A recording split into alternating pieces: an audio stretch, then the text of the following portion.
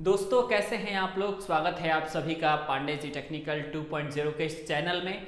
दोस्तों आज हम कहानी बताने वाले हैं पॉलिटेक्निक वाले विद्यार्थियों की। आखिर में क्यों ऐसा होता है कि 80% पॉलिटेक्निक या डिप्लोमा का कोर्स किए हुए लोग लाइफ में सक्सेस नहीं हो पाते, अच्छी इनकम जनरेट नहीं कर पाते।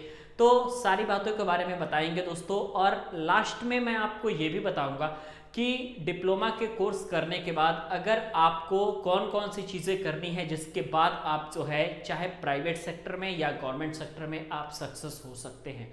तो सभी बातों के बारे में दोस्तों बताएंगे, और वीडियो अच्छा लगेगा तो अपने दोस्तों के पास भी शेयर जरूर कीजिएगा, वीडियो को लाइक जरूर कीजिएगा। चलिए दोस्तों स्टार्ट करते हैं इस वीडियो की। दोस्तों मैं आपको बताऊं कि जब कोई भी स्टूडेंट अपनी 10वीं या 12वीं में रहता है तो सबसे अधिक उसको यही चिंता रहती है कि उसको आगे क्या करना है, और मैक्सिमम मिडिल क्लास वाले स्टूडेंट्स को हम देखते हैं कि वो लोग जो है डिप्लोमा जैसे कोर्स को चूज़ करते हैं। इसके पीछे का रीज़न ये होता है कि ये कोर्स जो है आप लोगों का काफ़ी कम समय में कंप्लीट भी हो जाता है और कम पैसे में ये कोर्स आप लोगों को देखने को मिलता है। मतलब कि बहुत ही कम खर्चों में आप जो है इन कोर्स को कर सकते हो, ठीक है। तो आखिर में ये होता है ना कि जब कोई भी स्टूडेंट्स पॉलिटेक्निक के फर्स्ट ईयर को पास करने के बाद सेकेंड ईयर या थर्ड ईयर में जाता है, तो अगर स्टूडेंट्स थोड़ा सा तेज है लेकिन उसके जो है दिमाग काम कर रहे हैं, लेकिन फिर भी जो है वो उतना टैलेंटेड नहीं है, पढ़ने में मन नहीं लगता, लेकिन फिर भी कुछ स्टूडेंट्स क्या करते हैं कि ज़बरदस्ती अपने डिप्लोमा कोर्स को कंप्लीट होने के साथ ही साथ अपने गवर्नमेंट जॉब की प्रिपरेशन करने लगते हैं, ठीक है। और वो जो है मैथ, रीजनिंग वगैरह के सब्जेक्ट की किताबें लाते हैं और अपनी तैयारी शुरू कर देते हैं। सबसे बड़ी आपकी बर्बादी यहीं से शुरू हो जाती है जब आप डिप्लोमा के कोर्स को पढ़े बिना आप गवर्नमेंट जॉब की प्रिपरेशन करने लगते हो। मैं आपको गारंटी के साथ कहता हूं कि ऐसे विद्यार्थियों का ना ही गवर्नमेंट जॉब ही निकल पाता है, ना ही टेक्निकल में ही वे कुछ अच्छा कर पाते हैं, ठीक है।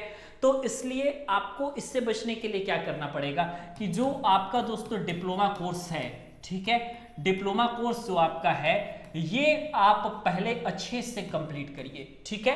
पहले अच्छे से कंप्लीट करिए। बीच में 2 किताबें 3 किताबें पढ़ने से कोई सरकारी नौकरी नहीं ले लेता। तो पहले आप अच्छे से अपने डिप्लोमा कोर्स को कंप्लीट करिए, और उसमें जो आपकी किताबें हैं वो ऑलरेडी इतनी ज़्यादा सिलेबस की होती हैं कि आप अच्छे से उस किताब को ही नहीं पढ़ पाते हैं, ठीक है। तो पहले किताबों को पढ़ने की आदत डालिए, ठीक है। और स्टूडेंट्स यही नहीं कर पाते हैं, तो ना इधर के रहते हैं ना उधर के रहते हैं। अब कुछ स्टूडेंट्स वही होते हैं जो कि अपना पहले अच्छे से डिप्लोमा कोर्स उन्होंने किया, उन्होंने अपने पूरे सिलेबस की किताबों को पढ़ा, मैक्सिमम सिलेबस की किताबें उन लोगों ने कवर किया, उसके नोट्स बनाए। तो इससे ये होता है कि उनके टेक्निकल सब्जेक्ट पे काफ़ी अच्छे कमांड बन गए, और उसके बाद वो अगर प्रिपरेशन करते हैं तो आपसे जल्दी वो जो है बेहतरीन तरीके से अपनी तैयारी को भी कर पाते हैं, और इसके साथ ही साथ अपनी सिलेबस भी कंप्लीट कर पाते हैं, किताबों को पूरी अच्छी तरीके से कंप्लीट कर पाते हैं, ठीक है। तो एक गलती ये आपको पहले नहीं करना है, ठीक है। पहले आपको डिप्लोमा कोर्स करना है, तब जाकर के आपको जॉब की प्रिपरेशन करनी है। सेकंड चीज, अब मैं प्राइवेट जॉब वालों के लिए भी बता दूं, तो ये अब कई साल तक तैयारी करेंगे लेकिन इनका जो है सिलेक्शन नहीं हो पाएगा, क्योंकि इन्होंने पहली बात तो अपनी किताबों को ही अच्छे से नहीं पढ़ा है, दूसरी बात कि इधर से उधर इनका हो चुका है। तो पहली बात तो इनको पहले मेंटेन करने में इनको 2-3 साल का समय लगेगा। प्राइवेट नौकरी में क्या होती है भाई, क्या हाल है प्राइवेट नौकरी वालों का। डिप्लोमा करने के बाद लोग प्राइवेट नौकरी में क्यों नहीं सक्सेस हो पा रहे हैं। डिप्लोमा करने के बाद प्राइवेट नौकरी में लोग इसलिए सक्सेस नहीं हो पा रहे हैं क्योंकि स्टूडेंट्स जो हैं जब जॉब करने के लिए जाता है तो स्टार्टिंग की सैलरी जो होती है वो उनकी 10,000 रुपये से लेकर के और 15,000 रुपये तक स्टार्टिंग की सैलरी उनकी लगती है, ठीक है। और उनको लगता है कि उनकी सैलरी जो है इतनी नहीं होनी चाहिए, 30 से 35,000 या 40 से 50,000 होनी चाहिए।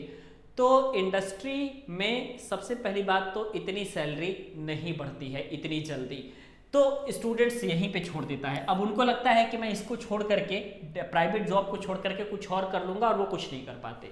लेकिन हाँ, जो लोग यहाँ पे टिक गए और यहाँ पर उन लोगों ने अगर 1 साल काम कर लिया, तो अगर वो दूसरी कंपनी में जाते हैं तो वो लोग कम से कम 20,000 रुपये पे जाते हैं। उसके बाद वो तीसरी कंपनी, चौथी कंपनी इस तरीके से स्विच करते हैं, तो 3 से 4 साल के अंदर ही वो एक अच्छे सैलरी पैकेज पे पहुंच जाते हैं। जबकि जो स्टूडेंट्स इस सैलरी को कम समझ करके और इंडस्ट्री में जॉब नहीं किया, टिका नहीं, तो फिर वो कभी 30,000 35,000 या उससे ज़्यादा की जॉब नहीं पा पाएगा। मेरे खुद के जानने वालों में बहुत सारे ऐसे लोग हैं जो कि इंडस्ट्री में बेहतर पैसा कमा रहे हैं, लेकिन उन्होंने भी शुरुआत यहीं से की थी। आज क्यों कमा रहे हैं? क्योंकि उन लोगों ने इंडस्ट्री में अपना टाइम दिया, उन्होंने चीज़ों को सीखी, अपने ऊपर कमांड किया, अपने टेक्निकल को स्ट्रॉन्ग किया, और उसके बाद टेक्निकल को स्ट्रॉन्ग करने के बाद उनको आज उतनी सैलरी मिल रही है। तो पैसे बढ़ जाते हैं, परंतु थोड़ा सा सब्र रखना पड़ता है। अगर आप सब्र नहीं रखेंगे तो आपका काम नहीं हो पाएगा। जैसे कुछ लोग साल भर या 6 महीने जॉब करने के बाद तब जाते हैं सर्विस की तैयारी करने। ऐसे लोगों के सक्सेस होने के रेट जो हैं 5 या 10% ही है। मतलब ऐसे लोग सिर्फ 5% ही होंगे जो कि सक्सेस हो पाएंगे। होते हैं, ऐसी बात नहीं है। मैंने काफ़ी सारे स्टूडेंट्स को देखा है जो कि अपनी जॉब को छोड़ करके गए और 2 साल के अंदर सही डायरेक्शन में तैयारी किया और सेंट्रल गवर्नमेंट में जेई हो गए या फिर कुछ अच्छे पोजीशन पे पा गए। तो ऐसे लोगों की संख्याएं बहुत कम हैं और ये बहुत ज़्यादा डेडिकेटेड लोग हैं। अगर आपके पास भी ऐसी क्वालिटी है, तब आप क्या करिए, जॉब को छोड़िए, और जॉब को छोड़ने के बाद आप जाइए प्रिपरेशन कीजिए। लेकिन हाँ, ये भी याद रखिएगा कि आपकी वैकेंसी भी उस समय आनी चाहिए, क्योंकि जब वैकेंसी रहती है तब जाकर के आप अगर तैयारी करते हैं तो आपको जॉब मिलती है। कई सारे लोग रेलवे के जॉब आने के बाद अपनी प्राइवेट नौकरी को छोड़ते हैं और छोड़ने के बाद तैयारी करते हैं। उनमें से कुछ लोगों का सिलेक्शन हो भी जाता है, ऐसा नहीं है नहीं होता, होता भी है। ठीक है, तो अगर आप जॉब की प्रिपरेशन कर रहे हैं, गवर्नमेंट जॉब की, तो आपको जो है पूरा फुल फोकस होकर के और अपना काम करना पड़ेगा। अगर आप फुल फोकस होकर के सिर्फ तैयारी करते हैं तो ऐसा उम्मीद है कि 2 से 3 साल के अंदर आपका, अगर सब कुछ अच्छा रहा, वैकेंसी भी आती रही, तो आपका सिलेक्शन हो जाएगा। लेकिन कम से कम इतना समय आपको लगेगा, क्योंकि आज कंपटीशन बहुत हाई लेवल पे पहुंच चुका है। आज कंपटीशन पहले वाला नहीं रहा। ठीक है, तो इतना टाइम आप लोगों को लगेगा। प्लस अगर आप प्राइवेट जॉब में भी अगर आप रहना चाहते हैं, ठीक है, अगर आप प्राइवेट जॉब में भी रहना चाहते हैं तो भी आप लोगों को दोस्तों टाइम लग जाता है।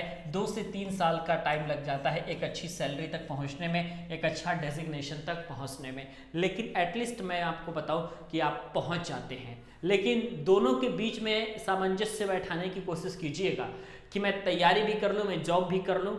ऐसा संभव नहीं हो पाता। ऐसा तभी संभव होगा कि आपने 2-3 साल तैयारी कर लिया है, आपका सिलेबस जो है पूरी तरीके से कंप्लीट है, और जब आपका सिलेबस कंप्लीट हो गया और वैकेंसी आने में लेट है, बस आपकी रिवीजन बाकी है, तो आप डेली रिवीजन कर रहे हैं और जॉब कर रहे हैं, वो बात अलग है, वो बात अलग है। अगर ऐसा है तब तो कोई दिक्कत की बात नहीं है, आप आराम से अपनी तैयारी भी कर सकते हैं, अपनी जॉब भी कर सकते हैं। लेकिन पहले तैयारी करने के लिए आपको पूरा सिलेबस को अच्छे तरीके से कंप्लीट करना पड़ेगा। बीच में पेपर देने से किसी का सिलेक्शन नहीं हो जाता है। काफ़ी लोग कहते हैं ना कि अभी उनकी तैयारी कंप्लीट भी नहीं होती है लेकिन फिर भी पेपर देने पहुंच जाते हैं, तो क्या उनका सिलेक्शन होता है? क्या नहीं।